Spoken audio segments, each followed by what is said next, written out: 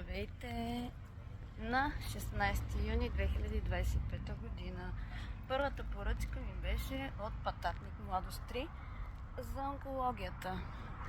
И като се чухме с клиентката, ми каза, като влезнете на централния вход, в ляво има администрация в зелено. Сега ще ви покажа дали е в зелено. Ето там. Това зелено ли?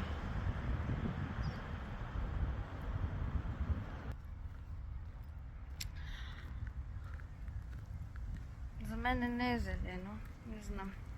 В зелено каза. Малко не обяснява добре хората.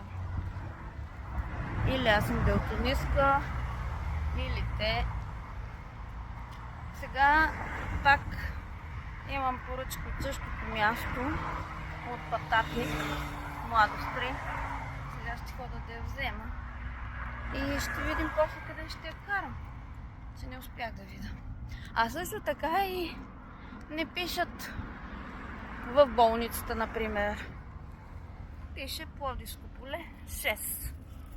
Напишете болницата, трябва да се върта да търся. Много странни хора. Напишете, ако е бензиностанция, бензиностанция. Скоро ми се беше случило така. Отивам на някакъв номер и на него се водят автомивка, бензиностанция, още 100 неща. Аз откъде да знам, че всичкото това се води на един номер? Ма напишете, бе, хора, пишете. Бензиностанция, болница, автомивка, каквото е. После недоволствате. Бъдете по-подробни.